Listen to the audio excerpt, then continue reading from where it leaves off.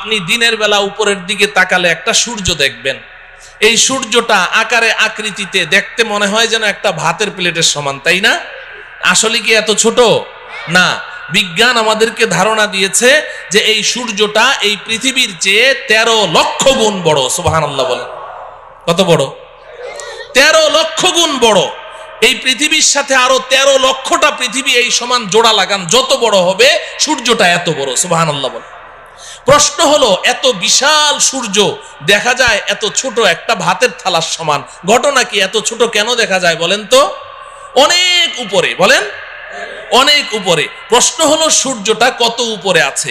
বিজ্ঞান আমাদেরকে ধারণা দিয়েছে যে এই সূর্যটা এই জমিন থেকে 9,30,00,000 মাইল উপরে আছে। সুবহানাল্লাহ বলেন। কত উপরে বলেন? 9,30,00,000 মাইল। মুখে তো বলে ফেললাম, কল্পনা করা যায়? 9,30,00,000 মাইল উপরে সূর্য। আচ্ছা যাই হোক, এই সূর্যের দেশে যদি আপনি চলে গেলেন 9,30,00,000 মাইল উপরে, সেখানে গিয়ে কি আমাদের আসল বাড়ি জান্নাতের কোনো সন্ধান পাওয়া গেল? তাহলে আরো উপরে যেতে হবে। যেহেতু আল্লাহ বলেছেন উপরে আছে, তাহলে উপরে আরো উপরে যেতে হবে। চলেন উপরে যাই। সন্ধ্যাবেলা আপনি উপরের দিকে তাকান, দেখবেন যে মিটমিট করে জ্বলছে জোনাকি পোকার মতো। এগুলো কি? তারা। আচ্ছা ভাই বলেন তো দেখি, এই তারাগুলো আকারে আকৃতিতে এই জোনাকি পোকার সাইজ নাকি আরেকটু বড়? তারাগুলো কত বড়? তারাগুলো কত বড়? বিজ্ঞান বলছে যে আকাশের এক একটা নক্ষত্র, এক একটা তারা পৃথিবীর চেয়ে নয়, পৃথিবীর চেয়ে নয়, আকাশের এক একটা তারা সূর্যের চেয়ে লক্ষ কোটি গুণ বড়। এত বিশাল তারা দেখা যায় জোনাকি পোকার মতো। ঘটনা কি?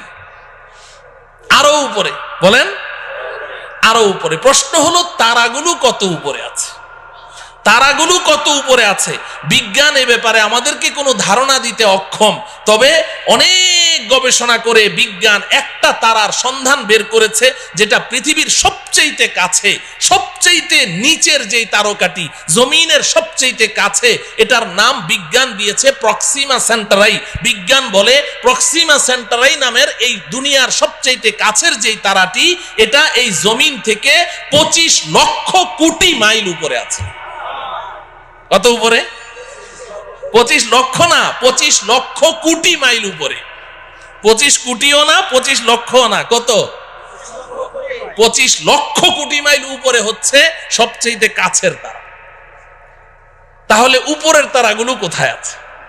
বিজ্ঞান বলে এই ব্যাপারে আমরা কোনো ধারণা দিতে পারবো না।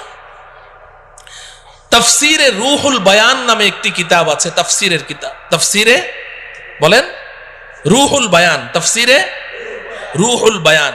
এই কিতাবের মধ্যে আছে, আল্লাহর কুদরত বুঝার জন্য বলছি, আমাদের বিবেকের মধ্যে এতটুকু ধারণ ক্ষমতা নেই বুঝার মতো, আল্লাহর কুদরত একটু বুঝার জন্য বলছি।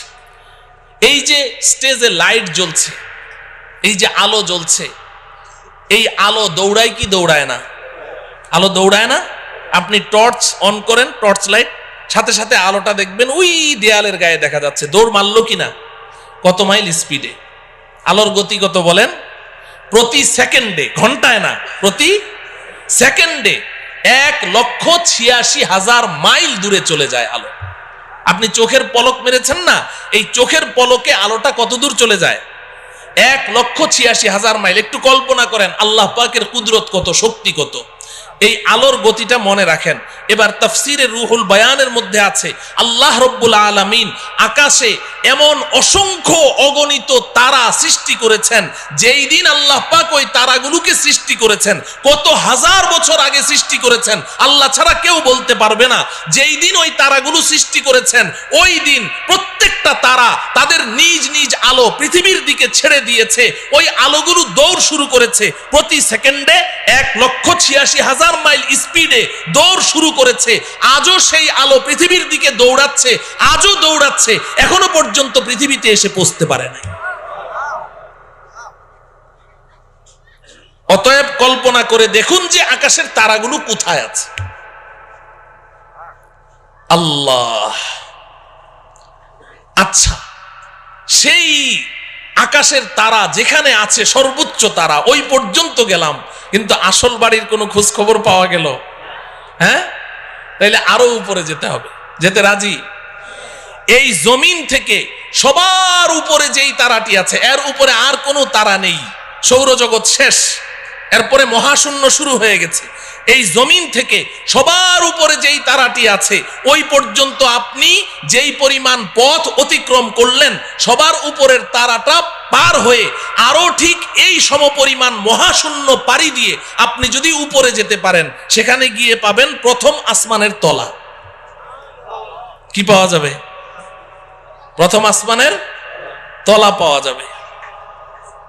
আসমান আছে না নাই? হ্যাঁ, বিজ্ঞান কি বলে? বিজ্ঞানের ছাত্ররা এখানে আছে না? বিজ্ঞান তো আসমানকে স্বীকার করে না। বিজ্ঞান বলে আকাশ বলতে কিছু নেই। আল্লাহ, আকাশ আছে তো, বিজ্ঞান অস্বীকার করলো যে। একটা গল্প শুনবেন। আমি তখন হেফজখানায় পড়ি, আমাদের উস্তাদজির মুখে শুনেছি। এক বুড়ি, তার পৃথিবীতে একটা পুত্র সন্তান, আর কেউ নেই। ওই পুত্র সন্তানটাই তার অন্ধের যষ্টি, ওইটাই তার সম্বল। অনেক শখ করে ওই বুড়ি তার ছেলেকে বিয়ে করিয়েছে, তবে পুত্রবধূ সর্বসাকুল্যে 1.5 হাত লম্বা। কত? 1.5 হাত লম্বা মানুষদেরকে আপনারা কি বলেন? বামুন, বাইটটা। আচ্ছা বলেন, বামুন বলেন। ওই ময়মনসিংহের ওইদিকে বামুন বীর বলে, তো বাইটটা। এখন 1.5 হাত লম্বা পুত্রবধূ। তো একদিন বুড়ি পাকঘরে বসে রান্না করছে, তরকারি চুলায়। এখন পানি ঢালবে, কলসি নাড়া দিয়ে দেখে 1 ফোঁটা পানিও নেই। তো বৌমাকে ডাকলো, বৌমা কলসিটা নিয়ে যাও, পুকুর থেকে 1 কলসি পানি নিয়ে আসো, তাড়াতাড়ি আসো, চুলায় কিন্তু তরকারি, তাড়াতাড়ি আসো। বৌমা পানি আনতে গেছে তো গেছে, আধা ঘন্টা পার, বৌমা আর আসে না। বুড়ি চিৎকার করে বলছে, বৌমা পানি আনতে তো 5 মিনিট লাগে, তুমি আধা ঘন্টা পর্যন্ত করছোটা কি? তরকারি পুড়ে ছাই, আজকে কপালে আর তোমার খাবার জুটবে না, তুমি গেলে কোথায়, মরলে নাকি? বৌমা পাশের রুম থেকে চিৎকার দিয়ে বলে, আম্মা আমি 5 মিনিটেই তো পানি নিয়ে এসেছি, তো দিচ্ছ না কেন? ওই আম্মা একটা অ্যাক্সিডেন্ট হয়ে গেছে। কি অ্যাক্সিডেন্ট হলো? বলে যে আম্মা বিয়ের সময় আপনি না আমাকে একটা স্বর্ণের চেইন দিয়েছিলেন। বলে হ্যাঁ, ওই চেইনটা ছিঁড়ে কলসির মধ্যে পড়ে গেছে। তো হয়েছেটা কি? কলসির মধ্যেই তো পড়েছে।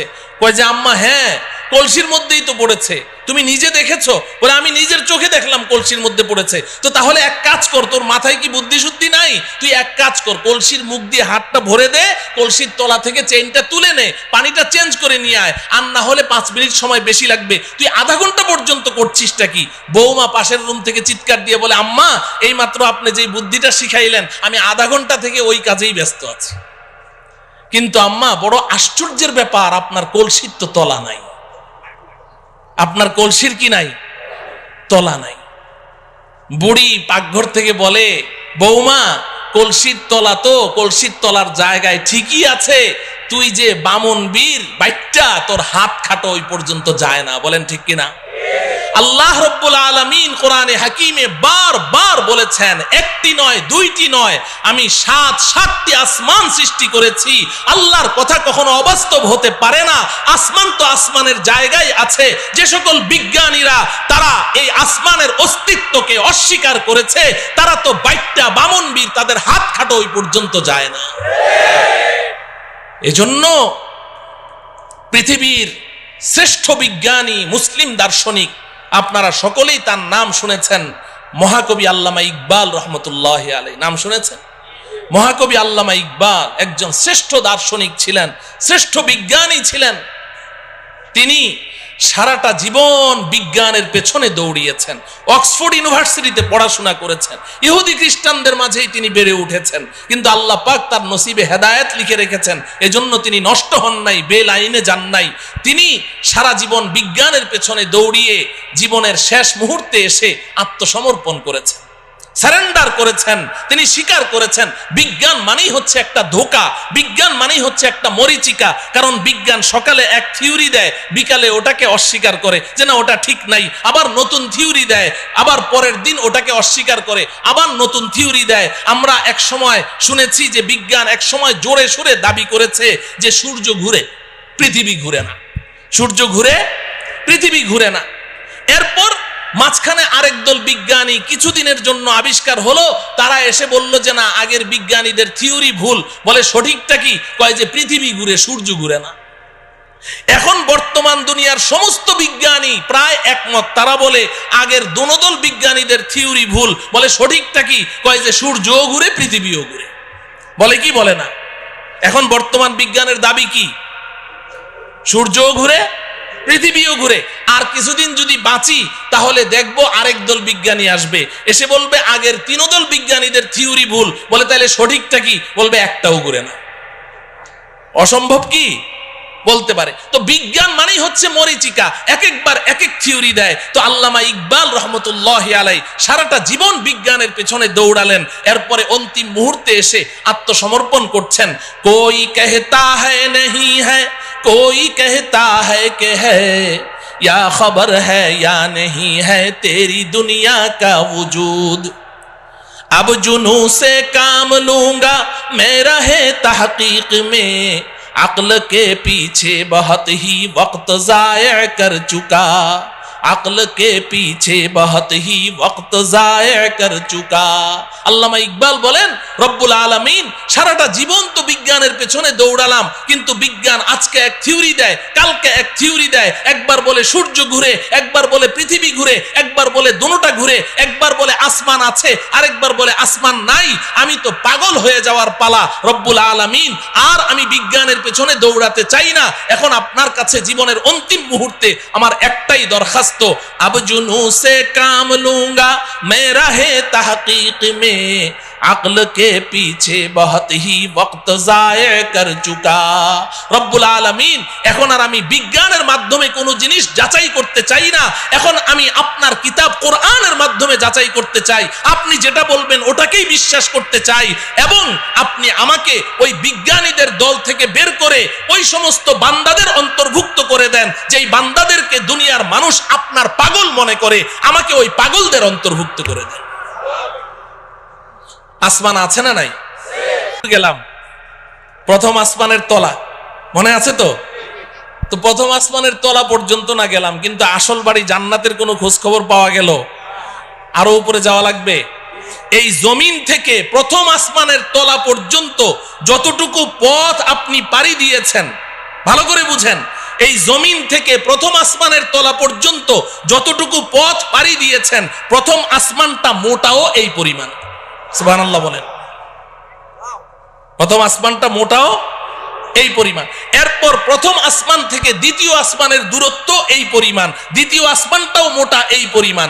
এইভাবে আপনি উপরের দিকে যেতে থাকেন, তৃতীয় আসমান আবার মহাশূন্য, চতুর্থ আসমান আবার মহাশূন্য, পঞ্চম আসমান আবার মহাশূন্য, ষষ্ঠ আসমান আবার মহাশূন্য, সপ্তম আসমান। এই জমিন থেকে সপ্তম আসমানের ছাদ পর্যন্ত যতটুকু পথ আপনি অতিক্রম করেছেন, সপ্তম আসমান পার হয়ে আরো ঠিক এই সমপরিমাণ মহাশূন্য পাড়ি দিয়ে আপনি যদি উপরে যেতে পারেন, সেখানে গিয়ে পাবেন সিদরাতুল মুনতাহা। কি পাওয়া যাবে? সবাই আমার সাথে বলেন সিদরাতুল মুনতাহা। সিদরাতুল মুনতাহা এই নামটা মনে রাখতে হবে, বাড়ির ঠিকানা তো সিদরাতুল মুনতাহা। এবার আল্লাহ রব্বুল আলামিন আমার আপনার আসল বাড়ি, আমার আপনার আব্বা আম্মার বাড়ি, আমাদের পৈতৃক সম্পত্তি জান্নাতের ঠিকানা বলে দিচ্ছেন। ইনদা সিদরাতিল মুনতাহা ইনদাহা জান্নাতুল মাওয়া। এই দুনিয়ার মুসলমান শুনে রাখো, আমি তোমাদের জন্য, আমার ইমানদার পরহেজগার বান্দাবান্দীদের জন্য আমি যেই বিশাল জান্নাত তৈরি করেছি, এই জান্নাতটা আমি আল্লাহ সিদরাতুল মুনতাহার নিকটে তৈরি করে রেখেছি। কোথায়? সিদরাতুল মুনতাহা। বলেন, সবাই বলেন সিদরাতুল মুনতাহা। বাড়ির ঠিকানা জানা লাগবে না, বাড়ির এলাকার নাম জানতে হবে। আমাদের বাড়ির এলাকার নাম কি? সিদরাতুল মুনতাহা, আল্লাহ রাব্বুল আলামিন বলছেন ওই সিদরাতুল মুনতাহার নিকটে আমি আল্লাহ জান্নাত নামের বাড়ি তৈরি করে রেখেছি। মুহতারাম হাজরিন, আমাদের দেশের কিছু নষ্ট ভ্রষ্ট নাস্তিক দাবিদার কিছু ছেলেরা, এরা এই মাঝে মধ্যে উল্টাপাল্টা কিছু বকাবকি করে কোরআন হাদিস ইসলাম ঈমান সম্পর্কে, আল্লাহ রসুল সম্পর্কে। এই ভ্রষ্ট নষ্ট ছেলেগুলো তারা বলে জান্নাত বলতে কিচ্ছু নাই। জান্নাত আছে না নাই? এখন ওরা জান্নাতকে অস্বীকার করে কেন জিজ্ঞাসা করেন, বলবে যে আমাদের নাস্তিকদের একটা থিওরি আছে, যা চোখে দেখি না তা বিশ্বাস করি না। নাস্তিকরা যা চোখে দেখে না তা বিশ্বাস করে না, এটা ওদের দাবি। তো বলে যে আমরা পৃথিবীর উত্তর থেকে দক্ষিণ মেরু, পূর্ব থেকে পশ্চিমে, উপরে যেতে যেতে চাঁদের দেশ মঙ্গল গ্রহ সবই তো ঘুরলাম, কই জান্নাত তো কিছুই দেখলাম না, এই জন্য জান্নাত বলতে কিচ্ছু নেই। নাউজুবিল্লাহ বলেন। আচ্ছা বলেন, জান্নাতটা কোন জায়গায় আছে? সিদরাতুল মুনতাহা। সিদরাতুল মুনতাহা কোথায় আছে বুঝলেন তো? তো এখন এই নাস্তিকগুলো এই ঢাকার শাহবাগ চত্বরে বসে বসে ওখান থেকে বুঝি সিদরাতুল মুনতাহা দেখা যাবে? হ্যাঁ, তো দুনিয়াতেও তারা জান্নাতকে অস্বীকার করেছে, সিদরাতুল মুনতাহা পর্যন্ত পৌঁছতে পারলো না, দুনিয়াতে অস্বীকার করেছে। আখিরাতেও তারা জান্নাতের কোনো ঘ্রাণও পাবে না। আমরা ইনশাআল্লাহ দুনিয়াতে যেহেতু আমরা বিশ্বাস করেছি, আমাদের জান্নাতের বাড়ির সন্ধান লাভ করেছি, আল্লাহর কথা বিশ্বাস করেছি, রাসূলের কথা বিশ্বাস করেছি, আব্বাজান হযরতে আদমের কথা বিশ্বাস করেছি, ইনশাআল্লাহ পরকালে আমরা আমাদের আসল বাড়ি জান্নাতের মালিক হবই হব ইনশাআল্লাহ। আল্লাহ রাব্বুল আলামিন আমাদের সবাইকে আমাদের আসল বাড়ি পর্যন্ত অতি নিরাপদে পৌঁছার তৌফিক দান করুন। তো বাড়ির সন্ধান তো পাইলাম, কোথায় আছে? এখন প্রশ্ন হলো যাব কেমনে? ঠিক কিনা? হ্যাঁ, যাব কেমনে? যাব কেমনে? এতক্ষণ পর্যন্ত ওয়াজ খুব মজা লেগেছে, কারণ এতক্ষণ গল্প করলাম। তো এখন থেকে ওয়াজটা একটু তিতা তিতা লাগবে, শুনবেন তো? হ্যাঁ, আসল ওয়াজ এখন থেকে শুরু। এতক্ষণ কিন্তু ওয়াজ ছিল না, এতক্ষণ গল্প গুজব করলাম, সময় কাটাইলাম। আসল ওয়াজ এখন থেকে। যাব কেমনে, এটার না দরকার, ঠিক কিনা বলেন? আচ্ছা বলেন, নিচ থেকে উপরের দিকে উঠার পদ্ধতি কি? আপনি যদি একটা কুয়ার নিচে পড়ে গেছেন, এখন আপনি উঠতে চান উপরে, হাউমাউ করে চিৎকার করছেন, ভাইরে আমারে উঠাও রে, মল্লাম রে, গেলাম রে। এখন আপনাকে এই কুয়ার নিচ থেকে ওই গর্তের ভিতর থেকে যদি উপরে তুলতে হয়, 4 কাজ করতে হবে। কয় কাজ বলেন? 1 নম্বর, উপর থেকে একটা রশি ছাড়তে হবে, ঠিক না? মুখস্থ করেন। 1 নম্বর কি? 2 নম্বর হলো রশিটা শক্ত হওয়া লাগবে, ঢিলা ঢালা হলে ছিঁড়ে যাবে। 3 নম্বর হলো যখন রশিটা উপর থেকে ছাড়া হলো, নিচ থেকে ওই রশিটা শক্ত করে চেপে ধরতে হবে, ঠিক কিনা? যদি আপনি সত্যিকারেই উপরে উঠতে চান তাহলে কি করতে হবে? চেপে ধরতে হবে। যদি গাউরা টাইপের হয়, কারণ আমি রশি টসি ধরুম না, উপরে উঠুম, ও কিয়ামত পর্যন্ত উঠতে পারবে নাকি? রশি ধরা লাগবে, ধরতে হবে। 4 নম্বর শর্ত হলো যখন রশিটা আপনি চেপে ধরেছেন, এখন উপর থেকে যারা রশি ছেড়েছে দয়া মায়া করে রশিটা ধরে টান মারতে হবে, তাইলে আপনি উপরে উঠে যাবেন, ঠিক কিনা? এই কথাটুকু যখন বুঝে আসলো, এবার আসেন, আমরাও তো আমাদের আসল বাড়ি জান্নাত থেকে অনেক নিচে পড়ে গেছি, অনেক নিচে। কত নিচে এটা কল্পনাও করতে পারবো না, শুনলাম খালি এতক্ষণ ঠিকই। তা আমরা যে নিচে পড়ে গেছি, এখন যদি আমরাও আমাদের আসল বাড়ি জান্নাত পর্যন্ত উপরে উঠতে চাই, তাহলে জান্নাতের মালিক আল্লাহ রাব্বুল আলামিন দয়া মায়া করে আমাদের কাছে একটা রশি ছাড়তে হবে। কি ছাড়তে হবে বলেন? রশি ছাড়তে হবে। রশিটা বড় মজবুত হওয়া লাগবে, আমাদের সকলকে ওই রশি চেপে ধরা লাগবে। এবার আল্লাহ পাক যদি দয়া করে টান মারেন, তো সোজা আমরা আমাদের আসল বাড়ি জান্নাতে পৌঁছে যাব। আপনি বলবেন, হুজুর এটা কি বললেন, আগ্রম বাগ্রম কথা, কিছুই বুঝলাম না। এই কথাটাই আল্লাহ রাব্বুল আলামিন সূরা আলে ইমরানের 103 নম্বর আয়াতে বলেছেন। সুবহানাল্লাহ বলেন। সূরার নাম কি? আলে ইমরান। বলেন সূরার নাম কি? আলে ইমরান। আয়াত নম্বর কত? 103। মনে রাখবেন, সূরা আলে ইমরান। সবাই বলেন সূরা আলে ইমরান, আয়াত নাম্বার 103। আল্লাহ পাক বলছেন, ওয়াতাসিমু বিহাবলিল্লাহি জামিআন ওয়া লা তাফাররাকু।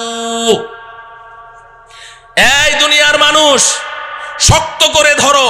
ইতাসিমু, আল ইতিসাম মজবুতি কে সাথ পকড়না, শুধু ধরা না। ধরার আরবি ইতিসাম না, ধরার আরবি হলো আখাযা ইয়াখুযু, আখযান মানে ধরা। আল্লাহ পাক খুজু বলেননি, ইতাসিমু বলেছেন, শক্ত করে ধরো। বিহাবলিল্লাহ, আল্লাহর রশি। সুবহানাল্লাহ বলেন। হাবলুল্লাহ মানে কি? আল্লাহর রশি। হাবলুল্লাহ মানে কি? আল্লাহ বলছেন ইতাসিমু বিহাবলিল্লাহ, আল্লাহর রশি ধরো, জামিআন, সবাই মিলে ধরো, একজন দুইজন না, এই রশি ছিঁড়ার কোনো সম্ভাবনাই নাই, সবাই মিলে ধরো। ওয়ালা তাফাররাকু, আল্লাহর রশি ধরতে গিয়ে আপোষের মধ্যে বিচ্ছিন্ন হয়ে যেও না। সুবহানাল্লাহ বলেন। বুঝে থাকলে বলেন। সূরা আলে ইমরানের 103 নম্বর আয়াতে আল্লাহ পাক আমাদের সবাইকে কি ধরতে বলেছেন? কার রশি? কার রশি? সবাই বলেন কার রশি? আল্লাহর রশি ধরতে বলেছেন। তো ধরতে রাজি আছি তো? এখন প্রশ্ন হলো, আল্লাহ তো রশি ধরতে বলেছেন, রশিটা ছাড়লো কে? ছাড়লেন কে? রশিটাকে শক্ত বানাইলো কে? রশি ধরে টান মারবে কে? আমাদের কাজ কি? কথা বলে না। ধরা আমাদের কয় কাজ? বাকি 3 কাজ কার? ওই 3 কাজের ওয়াজের দরকার নেই, ওটা তো আল্লাহর কাজ। আমাদের কাজ কয়টা? তাইলে এখন প্রশ্ন হলো ধরবো কেমনে? এই আমার ওয়াজ শেষ, রশিটা কি বাড়িতে যাইতে হবে না? ধরবো কেমনে? ধরার সিস্টেম লাগবে কি লাগবে না? নাকি সব ধরা একরকম, যে যেমনি চাই এমনি ধরলে হবে?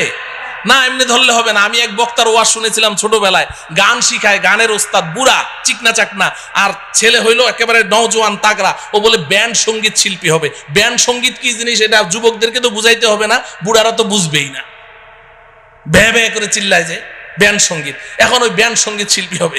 এখন ওই বুড়া ওরে যতই গান শিখায়, ওই জোয়ানের গলা হইলো একটা বুড়া বকরির গলা, ফাটা বাস, ওটা দিয়ে কোনো গান বাইর হয় না। তো একদিন ওই উস্তাদের মন টন খারাপ, ছাত্র কয়, উস্তাদ মন খারাপকে? কয় যে তুই আমার সুরটা একটু ধরতে পারলি না, এই জন্য আমার মন খারাপ। কি করতে পারলি না? সুরটা একটু ধরতে পারলি না। এখন ছাত্রটা ছিল আমার মতো একটু বোকা শোকা, ও চিন্তা করে যে স্যারের সুরটা ধরতে হবে, তো এইটা স্যার আগে বললো না আজকে বলছে, তো অনেক চিন্তা ভাবনা করলো যে সুর কেমনে ধরা যায়। পরে ওর মাথায় বুদ্ধি আসলো, আরে সুর তো স্যারের গলা দিয়ে বাইর হয়। ও উঠে স্যারের গলা একদম সজোরে চিপে ধরেছে, এমন জোরে চেপে ধরলো, ধরে বলে যে স্যার আজকে 6টা মাস আপনি এত কষ্ট করলেন, আপনি প্রথম দিন বলতেন আমি প্রথম দিনই ধরে ফেলতাম। এখন আজকে আমি ধরেছি, আমি আর আজকে সুর ছাড়ছি না, আপনার যতক্ষণ মন ভালো না হবে আমি সুর ছাড়বো না। স্যারের জিহ্বা এতখানি বের হয়ে গেছে। এখন স্যার তো কথাবার্তা বলতে পারে না। এখন স্যার যত ও আ করে বুঝাইতে চেষ্টা করে যে বেটা সুর ধরার সিস্টেম তো এটা না, তুই সিস্টেম লস করেছিস, কিন্তু কথা তো বলতে পারে না, ও আ করে। তো ওই ছেলে মনে করেছে জুইত মতো ধরা হয় নাই, ও আরো শক্তি দিয়ে চেপে ধরেছে, তো 10 মিনিটের মধ্যে স্পট ডেড, ওখানেই শেষ। এটা বুঝি সুর ধরার সিস্টেম? কথা বলে না। তাহলে ধরায় ধরায় বেশ কম আছে, ধরায় ধরায় বেশ কম আছে। তো এখন আল্লাহ রব্বুল আলামিন তো বললেন যে আমার রশিটা চেপে ধর। 1 নম্বর হইল রশি চিনতে হবে, নাকি রশি চিনা লাগবে না? 2 নম্বর হলো রশি ধরার সিস্টেম জানতে হবে। কয়টা কথা? 2টা কথা। 1 নম্বর হলো রশি চিনতে হবে। বলেন 1 নম্বর কি? 2 নম্বর কি? রশি ধরার সিস্টেম নাকি চিনা লাগবে না? রশি চিনা লাগবে। আমাদের দেশের কিছু ভাই তো রশি চিনতে ভুল করে ফেলেছে। এই বেচারারা সূরা আলে ইমরানের 103 নম্বর আয়াত পড়ে এখন পেরেশান, আল্লাহর রশি কোথায় পাওয়া যায়। কারণ রশি না ধরলে তো আর বাড়িতে যাওয়া লাগবে না, রশি তো ধরাই লাগবে। এখন খুঁজতে খুঁজতে অস্থির, কোথায় রশি পাওয়া যায়, কোথায় তো রশি নাই। পরে চিন্তা করলো যে কোরআন নাজেল হয়েছে মক্কায়, আচ্ছা ওখানে যাই। হজ করতে গেছে, মক্কা মদিনা পুরা ঘুরে আসলো, কেউ রশি চিনে না। দেশে আসার পরে মন টন খারাপ, রশি ধরতে পারলাম না, তাইলে তো আর জান্নাতের বাড়িতে যাওয়া হবে না। পরে দেখে সর্বনাশ, এই পাশের জেলায় ফরিদপুর গেলেই তো রশি পাওয়া যায়। কোথায়? কথা বলে না। আছে না নাই? কয়টা? কয়টা? কয় যে পাইছি, একে জন্মের মতো গিয়ে চেপে ধরে। ও আমার প্রিয় ভাইয়েরা, আপনাদের বিবেকের কাছে জানতে চাই, আল্লাহ তাআলা এমন রশির কথা বললেন যেই রশি পৃথিবীর কোথাও নাই, মক্কায়ও নাই, মদিনায়ও নাই, ফরিদপুর জেলায় গেলে পাই। এই রশি কি সেই রশি? এই রশি কি সেই রশি? তাইলে কি আমরা সবাই একমত হতে পারি যে আমাদের যে সমস্ত ভাইয়েরা ওই ফরিদপুরের 8 রশিতে গিয়ে হাত দিয়েছে তারা রশি চিনতে ভুল করেছে? যদি এই এলাকায় কেউ থাকেন আজকে তওবা করবেন, আজকে তওবা করবেন। করবো তো ইনশাআল্লাহ। ওই রশি না রে ভাই, আল্লাহর রশি কি এটা আগে চিনতে হবে। তাফসিরের কিতাব খুলেন, আমার কথা শোনার দরকার নেই, আমি তো সূরার নাম আয়াত নাম্বার বলে দিয়েছি। আপনি যে কোনো একটা গ্রহণযোগ্য তাফসিরের কিতাব খোলেন, সব মুফাসসিরিনে কেরাম এক কথা বলেছেন, এখানে কেউ 2 কথা বলেন নাই। তারা পরিষ্কার বলে দিয়েছেন হাবলুল্লাহি আল কুরআন, আল্লাহর রশির নাম হলো আল কুরআন। সুবহানাল্লাহ। আল্লাহর রশির নাম কি? আল্লাহর রশির নাম কি? তাইলে রশিটা কি আল্লাহ ছেড়েছেন না এখনো ছাড়েন নাই? হ্যাঁ ছেড়েছেন। এখন কি করা লাগবে আমাদের? ধরা লাগবে। তাইলে এখন শেষ ওয়াজ হইল ধরবো কেমনে, ঠিক কিনা? শেষ ওয়াজ কি, ধরবো কেমনে? আচ্ছা দেখেন, এই যে আমার সামনে রশি আছে, এই যে রশি ধরলাম, এই যে দেখেন রশি ধরলাম, তো আঙ্গুল লাগে কয়টা? হ্যাঁ, কেউ যদি বলে যে আমি 5 আঙ্গুল দিয়ে ধরুম না, 4 আঙ্গুল দিয়ে ধরুম, তো ঝুলে থাকতে পারবে? টান মারলে ঝুলতে পারবে? 2 আঙ্গুল দিয়ে ধরলে? 5 আঙ্গুল দিয়ে যদি ধরি, এবার মাইকম্যানকে বলেন রশি টান দিবে, রশি ছিড়বে, আমার হাত ছুটবে না, ঠিক কিনা? তাইলে শক্ত করে ধরতে হইলে আঙ্গুল লাগে কয়টা? আল্লাহর রশি ধরতেও আঙ্গুল লাগবে 5টা। সুবহানাল্লাহ বলেন। এখন আমি এই 5টা আঙ্গুলের নাম বলবো, সবাই মুখস্থ করবেন। বাকি 5 আঙ্গুলের ওয়াজ আর করা আজকে হবে না, পাশেই তো থাকি, আরেকবার আসমুনি যদি আল্লাহ তৌফিক দেয়। 5 আঙ্গুলের ওয়াজ, এক একটা আঙ্গুলের ওয়াজ 1 ঘন্টা করে কমপক্ষে লাগবে, তাইলে না 5 আঙ্গুলের ওয়াজ করা যাবে, ঠিক কিনা?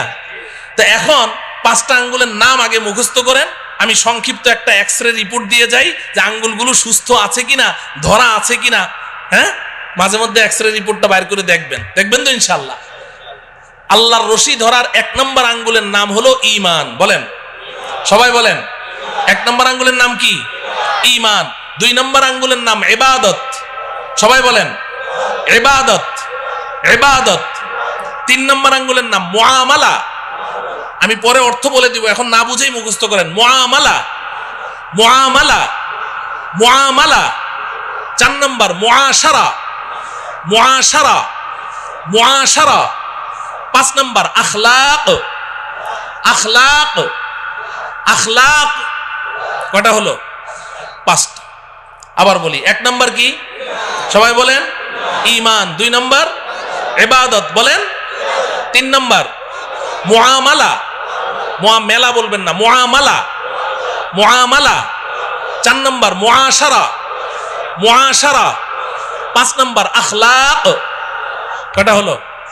এই 5টা আঙ্গুল লাগবে, এই 5টা আঙ্গুল লাগবে। আপনারা সবাই শিক্ষিত মানুষ, সমজদার মানুষ, আপনারা বুঝে ফেলেছেন যে এই আঙ্গুল সেই আঙ্গুল না, ঠিক কিনা? রক্ত মাংসের আঙ্গুল না। তার মানে কি?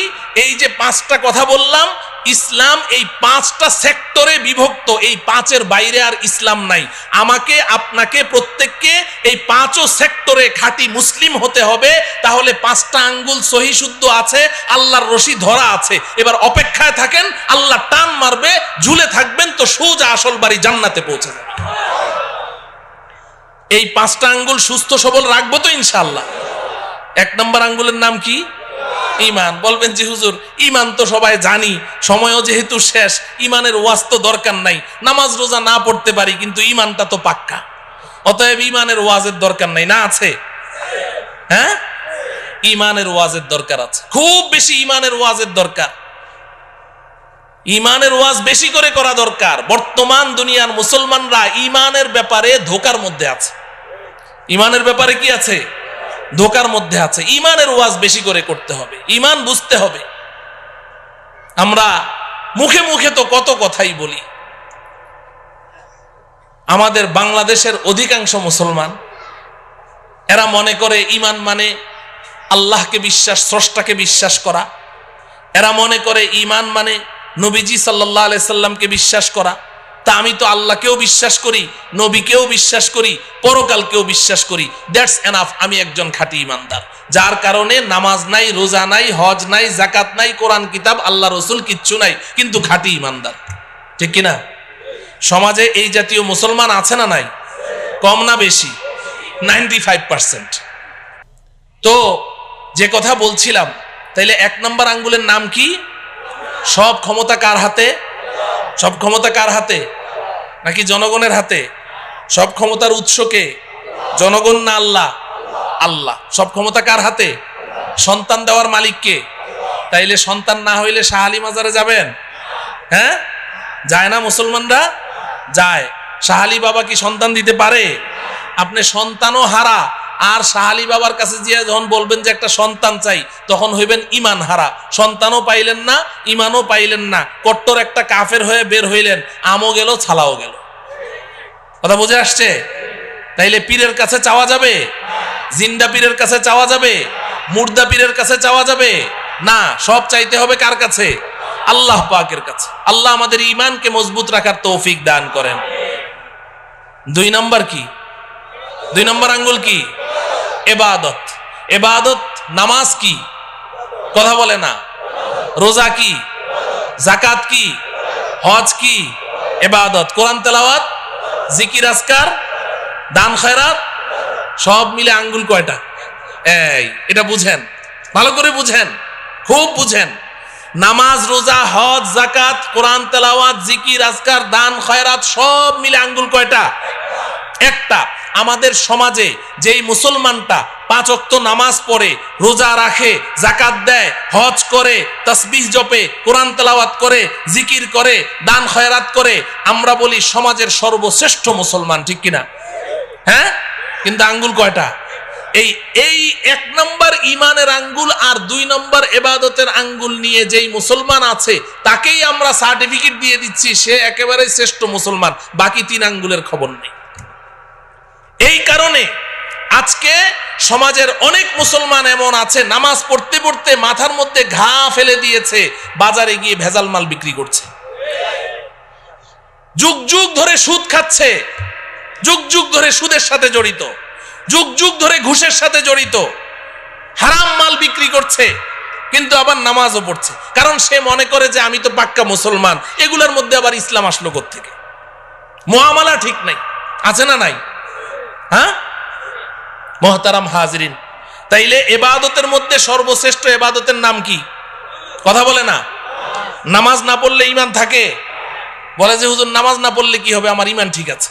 আগে তো হাসতে হাসতে বলতো, এখন সিরিয়াসলি বলে যে হুজুর নামাজ না পড়লে কি হবে, আমার ঈমান ঠিক আছে। নামাজ না পড়লে ঈমান ঠিক থাকে না তো ভাই। নবীজি বলেছেন, আমার কথা না, বাইনাল আবদি ওয়াল কুফরি তারকুস সালাহ, কে ঈমানদার কে বেঈমান এটা কি কপালে লেখা আছে? চিনবো কেমনে? নবীজি বলেন, আমি বলে দিচ্ছি কেমনে চিনবা, দেখো লোকটা নামাজ পড়ে কিনা।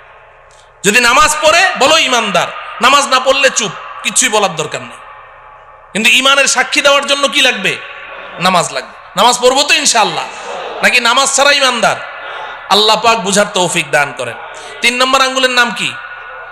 মুআমালা। মুআমালা 3 নম্বর আঙ্গুল কি? মুআমালা মানে লেনদেন। মুআমালা মানে কি? ও আমার প্রিয় ভাইয়েরা খুব বুঝেন, এখানে আমাদের সমস্যা আছে। নামাজ রোজা যাই করি কিন্তু লেনদেন ঠিক নাই। মুসলমানদের লেনদেন কি নাই? ঠিক নাই। বেচা কেনা, ঋণ দেওয়া, ঋণ পরিশোধ করা, বিবাহ শাদী, সামাজিক আচার আচরণ, অনেক কিছুর মধ্যে আমাদের লেনদেন কি নাই? ঠিক নাই। ইবাদত আল্লাহর হক। ইবাদত কার হক? লেনদেন কার হক? বান্দার হক। বলেন কার হক? বান্দার হক। আমি ইবাদতের মধ্যে কোনো ত্রুটি করেছি, আল্লাহর কাছে ক্ষমা চাই। আল্লাহ, আপনার সাথে আমার মুআমালা ঠিক নাই, নামাজে আমার ত্রুটি হয়েছে, রোজায় ত্রুটি হয়েছে। আল্লাহ বড় মেহেরবান, কান্নাকাটি করেন, ক্ষমা চান, আল্লাহ মাফ করে দিবেন। কিন্তু আপনি মুআমালা ঠিক করেন নাই। আপনি কোনো বান্দার হক আপনি অন্যায়ভাবে আপনি নষ্ট করেছেন। 10টা টাকা তার ইচ্ছার বাইরে জবরদস্তি তার কাছ থেকে আপনি নিয়েছেন। আপনি সারা জীবন সেজদায় পড়ে থাকেন, সারা জীবন সেজদায় পড়ে থাকেন, আল্লাহর কাছে কান্নাকাটি করেন, আল্লাহ আপনাকে মাফ করবে না। কেন মাফ করবে? আপনি অন্যায় কি আল্লাহর সাথে করেছেন না বান্দার সাথে? তাহলে আপনি যার সাথে অন্যায় করেছেন তার কাছে না মাপ চাইবেন? কথা বুঝে আসে? খবরদার, খবরদার, মুআমালা ঠিক করতে হবে, লেনদেন ঠিক করতে হবে। হাসরের ময়দানে অনেক নামাজ, রোজা, হজ, যাকাত, কোরআন তেলাওয়াত, তাসবিহ, তাহলিল, জিকির, আজকার, নফল রোজা, নফল দান খয়রাত, অনেক একদম ইবাদতের আমলের পাহাড় নিয়ে উঠবে, পাহাড় নিয়ে। অন্যরা এভাবে তাকিয়ে থাকবে, বাপরে বাপ এত আমল করেছে, এত নেকি, এত সওয়াব, সবাই এভাবে তাকিয়ে থাকবে। এমন ব্যক্তি উঠবে, কিন্তু হাসরের ময়দানে পাওনাদারদের ঋণ পরিশোধ করতে করতে ওর নেকি সব খালি হয়ে যাবে, তাকে আল্লাহ পাক জাহান্নামে নিক্ষেপ করবে। পরিষ্কার হাদিস, পরিষ্কার হাদিস। পাওনাদাররা ওই সময় দাঁড়িয়ে যাবে, দুনিয়াতে খুব বাবুগিরি করেছেন, খুব বেটাগিরি করেছেন, মাস্তান, সন্ত্রাস, খুব পাওয়ার, মানুষের জমি জমা কুক্ষিগত করেছেন, ভূমিদস্যু, ভূমিখোর, সন্ত্রাসী করে করে মানুষের টাকা পয়সা মেরে খেয়েছেন, অনেক শক্তি, অনেক ক্ষমতা। কিন্তু ভাই আল্লাহ পাকের সামনে গিয়ে আপনাকে দাঁড়াতে হবে, এটা মাথায় রাখেন। যখন আল্লাহ পাকের আদালতের কাঠগড়ায় দাঁড়াবেন তখন আপনার কি অবস্থা হবে? নবীজি সাল্লাল্লাহু আলাইহি সাল্লাম সাহাবায়ে কেরামকে প্রশ্ন করেছেন, এই বলো তো দেখি সবচেয়ে বড় মিসকিন কে? সবচেয়ে বড় মিসকিন কে? তো সাহাবায়ে কেরাম বললেন, ইয়া রাসূলুল্লাহ, এক লোকমা দুই লোকমা খাবারের জন্য মানুষের দাঁড়ে দাঁড়ে ঘুরে, ওই তো সবচেয়ে বড় মিসকিন। নবীজি বললেন না, বরং সবচেয়ে বড় মিসকিন হলো ওই ব্যক্তি যে হাসরের ময়দানে পাহাড় সমপরিমাণ নেকি নিয়ে উপস্থিত হবে। আল্লাহ পাক তার জন্য জান্নাতের ফায়সালা করবেন। সে যখন জান্নাতের দিকে রওনা করবে, পেছন থেকে একজন দাঁড়িয়ে বলবে, রব্বুল আলামিন, লোকটা কই যায়? আল্লাহ বলবেন, ওর জান্নাত দিয়ে দিয়েছি, দেখো না কি পরিমাণ নেকি নিয়ে আসছে। আল্লাহ একটু দাঁড়াইতে বলেন, কি সমস্যাটা কি? দুনিয়াতে আমি ওর কাছে 5 লাখ টাকা পাইতাম, দেয় নাকি? তাই নাকি? এদিকে আস, এদিকে আস। এই ধরা খায় গেল। ও 5 লাখ টাকা পাইতো? বলে হ্যাঁ। দাও, টাকা দাও। আল্লাহ টাকা দেবো কোথেকে? এখানে টাকা পাবো কোথায়? এখানে তো টাকার লেনদেন নাই। বলে কিসের? বলে নেকির লেনদেন হয়, 5 লাখ টাকার নেকি দিয়ে দাও। তো ওর ওখান থেকে 5 লাখ টাকার নেকি দিয়ে দিবে। তো একজন পাওনাদার যারা নাকি মানুষের টাকা নিয়ে মাইরা খায়, এরা কি একজনের টাকা মেরে খায় খালি, নাকি এটা তার অভ্যাস? তো যখন এক পাওনাদারে পেয়ে গেল নেকি 5 লাখ টাকার, বাকি পাওনাদাররা কয়, বাহ চমৎকার, তো এখন সব দাঁড়ায় যাবে। আল্লাহ আমি পাইতাম 1 লাখ, আল্লাহ আমি 2 লাখ, আল্লাহ আমি 10 টাকা, আমি 20 টাকা, সব দাঁড়ায় যাবে। আল্লাহ বলবেন, দাও দাও। এই নেকি পরিশোধ করবে, ওই ঋণ পরিশোধ করতে করতে এক পর্যায়ে তার নেকি শেষ হয়ে যাবে। নবীজি বলেন, পাওনাদারদের সিরিয়াল এখনো রয়ে গেছে, নেকি শেষ। এবার আল্লাহ রব্বুল আলামিন বলবেন, দাও। আল্লাহ শেষ, দিব কোত্থেকে? ও আচ্ছা নাই, তো এক কাজ করো, তোমরা যে যত টাকা পাও ওই অত টাকার গুনাহ ওর আমল নামায় দিয়ে দাও। নাউজুবিল্লাহ বলেন। ও আমার প্রিয় ভাইয়েরা, বুঝেন, বুঝতে চেষ্টা করেন। এগুলো কোনো আরব্য উপন্যাসের কথা বলছি না, গল্প কাহিনী বলছি না, এটা হাদিসের কথা বলছি, রাসূলের কথা বলছি। কোনো উপায় থাকবে না, এখনো ঠিক করেন লেনদেন, এখনো ঠিক করেন। 1টা টাকা কেউ পায়, 2টা টাকা পায়, 5টা টাকা পায়, অন্যায় ভাবে নিয়েছেন, তাড়াতাড়ি পরিশোধ করেন। কোনো উপায় থাকবে না, কোনো উপায় নাই। এখানে কারো সুপারিশ চলবে না, দেওয়াই লাগবে, না হলে জাহান্নাম।